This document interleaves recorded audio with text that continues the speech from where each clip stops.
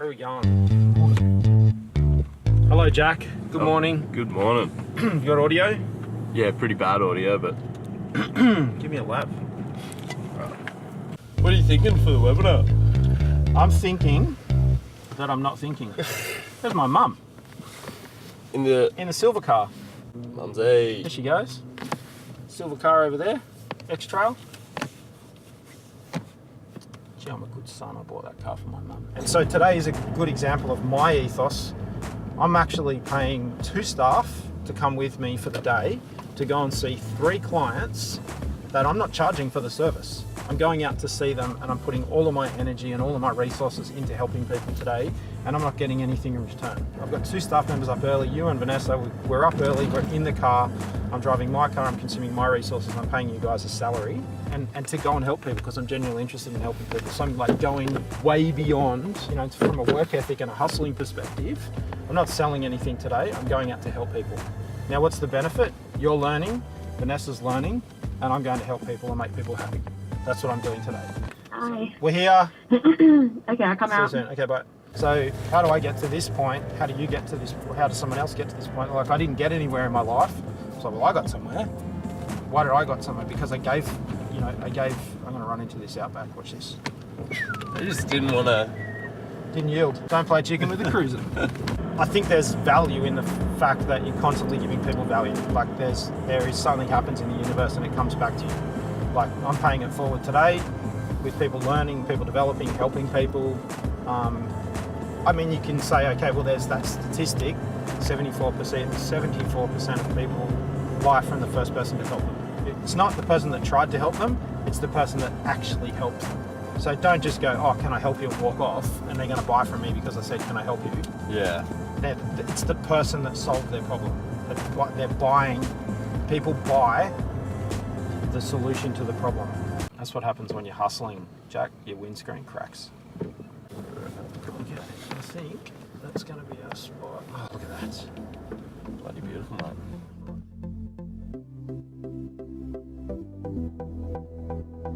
I haven't found a better way of doing it than just to do a SWOT. So you just do a quarterly SWOT. So the system starts to be, from a management review perspective, starts with management review now, which I've always been saying. So if you could do on a quarterly basis with the exec team a SWOT for an hour. So let's just do a SWOT analysis. And they're like, why do we have to do this again? For 2 reasons. One is it constantly giving you a marketing element, and marketing and sales, because they go, oh, that's a sales and marketing thing. Yes, it is, but it drives the rest of the business because it says, well, what are you guys concerned about? Oh, strengths, what are our current weaknesses? An area of exposure in, we haven't got good people, or whatever, weakness might be competency, for example, or it might be this constant complaint about this thing that always happens. Okay, that goes in there. So then the SWOT, strengths, weaknesses, opportunities and threats, can drive your risk register. So I haven't found a better way to do that except to have a spreadsheet that says these are our risks, if you like. There's not I'd love to say there's some other great way of doing it. There's software, there's all that sort of stuff. But if you can just start listing out those issues and call them issues, just say, what are the issues we've got at the moment that we need to manage? Because that's why we're a management team with a management system. That makes sense? Yeah. So if you just went quarterly, if you think quarterly is a struggle, like I can guarantee, I can give you a couple of great books that you can just give to your managing director, CEO, and just say, read this one. Good to Great by Jim Collins is a fantastic book. And that just recommends offsite quarterly. 1 day offsite quarterly. And that's what we do. It just comes around and keeps smacking you in the face. Oh, for fuck's sake. However, it gets you working on the business, not in the business. Let's do a SWOT. And then the rest of the day can just be talking about those issues. But if you start with that SWOT and you run that workshop, if that makes sense, then that can keep updating your risk register. Then you're constantly thinking about actually the real risks. This is meant to be managed in the real stuff, the stuff that can kill people, hurt people, get us to double the business, all that sort of stuff. So then we're pulling that stuff out, it's dropping into a register. Then it's really simple. You just go who, what, when, where, how. So for each thing you go, who's going to do this, what are they going to do, when they're going to do it, how they're going to do it, and maybe the measure. And then you say, what are the things that we want to use to put out on our fingertips? So, okay, the first thing is maintain an accurate and up-to-date profit and loss statement. The second thing is an accurate and up-to-date balance sheet. Okay, that's fantastic. What are the numbers that come before a profit and loss? So we talk about why do we write a scope. it's designed to inform the flowcharts. So if you said, when you write the scope, each of the points you make in your scope is actually meant to be the top of a flowchart. That's our design process in the business. That's our precasting process in the business. That's our custom project in the business. And then we tweak it for military, we tweak it for commercial, we tweak it for industrial. So you've almost like got process A, B, you've got design process A, B, C. That's the military civil construction design process. That's the industrial civil design construction process. That's the intent.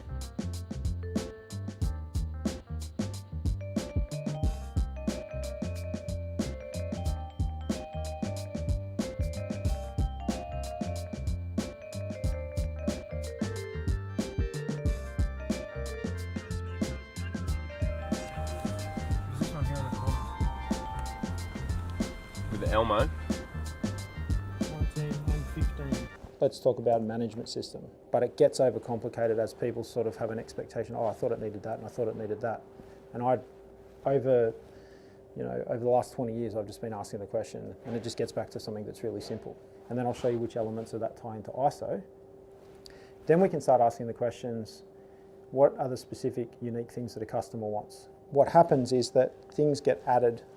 Like ITPs, for example, they get added, and then people think that the system needs to have ITPs, but it doesn't. The customer wants ITPs, not ISO.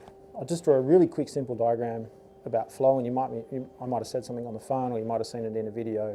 You might have seen the diagram in a video, but it starts really simply with your business plan, and then I'm going to set myself objective. Then we basically say, okay, well, we move into this, if we call it a cycle, have these quarterly, and I just do a quarters, and I say that because most financial systems run in quarters. If this is a year, because I guess what gets neglected in a lot of this is the concept of time gets forgotten.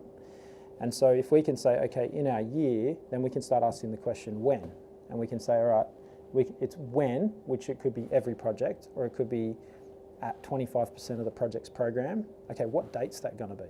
And so then it's just about using that concept of when we're asked. So we ask the question why, and then we ask the question when. All that being said, then we say, okay, what do we need to do to get the numbers in the top line? So top line up here, and then what do we need to do to manage our overheads? And then what do we need to do to manage our bottom line, if that makes sense. So then everything that happens in here talks to this. Because everything we're doing here is either to get us top line numbers, to give us the opportunity to manage our overheads, manage our cost of sales, if that makes sense. And then we say, okay, so all of this is an attempt to prevent damage, basically, to that bottom line. If that's our system, and we can use ISO to implement our business plan, so if we're going to use ISO as like a support mechanism, we can actually we can either use ISO to guide us through this process, or we can sort of tick an ISO box. A couple of things: quarterly might sound quite intensive. It gives you the opportunity to stuff one up, and then go, okay, actually, forget it, book it.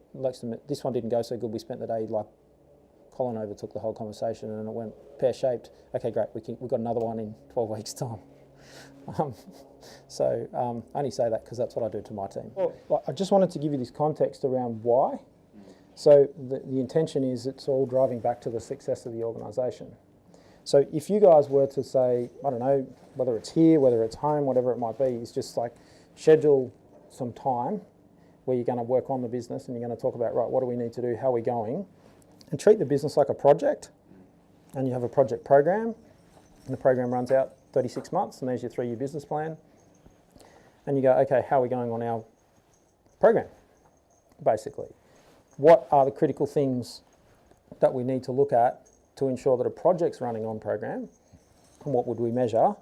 You might measure quantities, you might measure, hours, your man hours, whatever it might be, in terms of how you're managing or monitoring and measuring production of the product, of the project.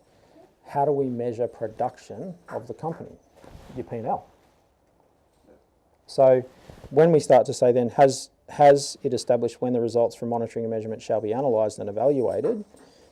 Yes, because we're doing it quarterly, and we're going to maybe treat it like a program, using construction language, if you like. Then have methods of monitoring customer perceptions of the provision of products and services been established? So it's a pretty generic question, but it's like, are the customers happy?